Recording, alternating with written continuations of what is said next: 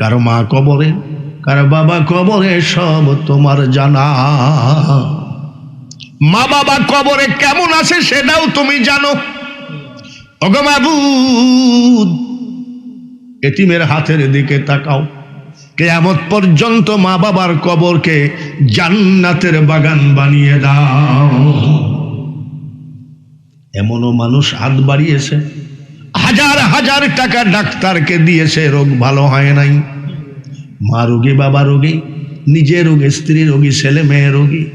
মাবুদ গো, আমি মূর্খ হলেও প্রধান বক্তা, আমি বিশ্বাস করি ডাক্তার রোগী বাঁচাইতে পারে না, ডাক্তার রোগী মারতে পারে না, একমাত্র মারনেওয়ালা বাঁচানেওয়ালা তুমি। তুমি প্রত্যেকের ঘর থেকে রোগ উঠায় না।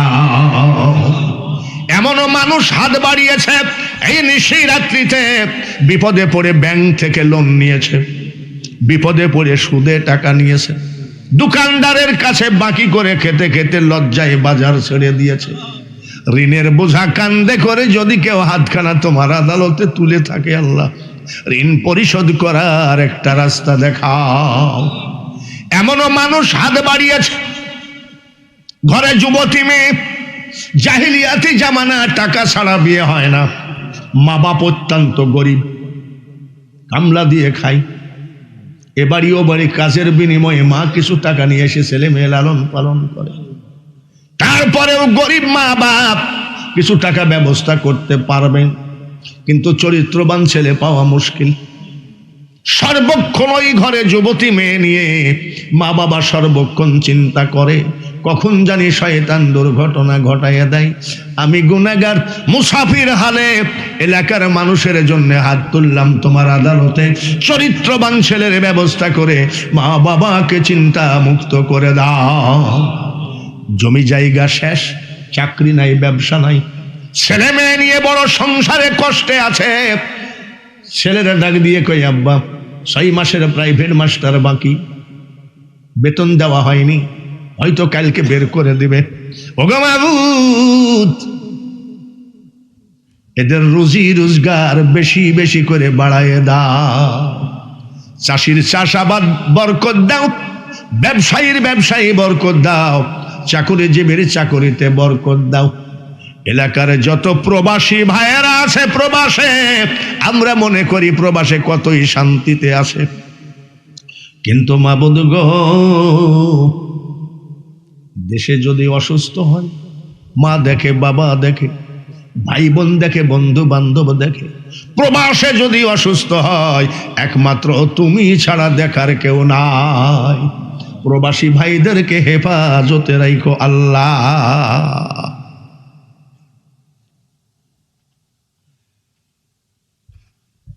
মাত্র কয়েকদিন আগে মেম্বার সাহেবের ভাই মারা, মাবুদ গো, গৌসে পাকের চেহারার দেখায় জান্নাতুল ফেরদাউস দিয়ে দিও। মা বাবাকে কতদিন হায়াত দিবা জানি না, সুস্থ রাখো, মনের মতো খেদমত করার সুযোগ দিও। মেম্বারের স্ত্রী, মেম্বারের ছেলে সন্তানগুলোকে আল্লাহ তরিকতের আলোয় আলোকিত করে না। আমি যেন শুনতে পাই মেম্বার সপরিবারে তোমার হাবিবের মেহমান হয়েছে, কাবার মেহমান হয়েছে, আজমিরের মেহমান, খাজা গরিব নওয়াজের মেহমান হয়েছে। মেম্বার একা নয়, যদি 10টা টাকাও মেম্বারকে কেউ সাহায্য করে, তার ঘরে তুমি ভাতের অভাব দিও না। এই মাহফিলে যদি কেউ 50 টাকা সাহায্য করে, তুমি তাকে অভাবের মধ্যে ফেলায় কষ্ট দিও না। এই মেম্বার আজ কতদিন ধরে পেরেশানির মধ্যে আছে, যা কিছু তবারক বানিয়েছে, মেম্বারের তবারককে, আজকের এই 25তম মাহফিলের তবারককে তুমি জান্নাতি খাবার হিসাবে কবুল করে নাও। আয় রব্বুল আলামিন, বাংলাদেশের বিএনপির নেত্রী বেগম জিয়া মারা গেছে, জান্নাত দিও। উসমান হাদিকে জান্নাত দিও। মেম্বার সাহেবের ভাতিজার জন্য দোয়া করি, আল্লাহ তুমি তাকে কবুল করে নিও। মাবুদ, যতগুলো বক্তা ওয়াজ করেছে সকল বক্তাগুলোকে কবুল করে নিন মাবুদ। আমি একটা জিনিস তোমার কাছে চাই, আজকের মানুষগুলো যখন উঠে যাবে তাদের আমল নামায় নেটি গুনাহ রাইখো না, সব মাফ করে দিও।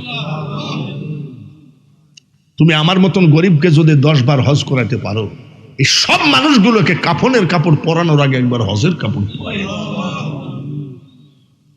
এই মেম্বরের ব্যবসা বাণিজ্য যা কিছু আছে তাকে যদি তুমি ধন দৌলত দাও, তরিকতের পেছনে খরচ হবে, তার ধন দৌলতে পরিপূর্ণ করে দাও। মাইক ছেড়ে দেওয়ার আগে, মুনাজাত শেষ করার আগে শেষ মুনাজাত। নদীতে ডুবে মরতে দেখেছি,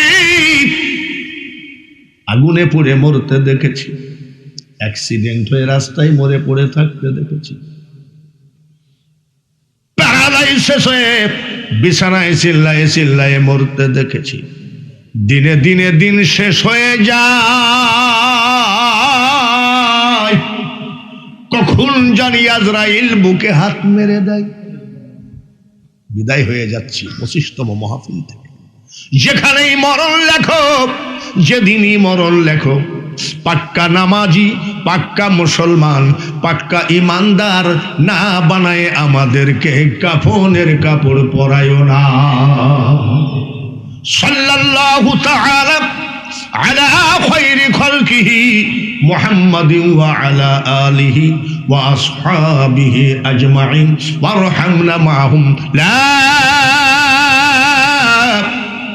ইলাহা ইল্লাল্লাহু মুহাম্মাদুর রাসূলুল্লাহ।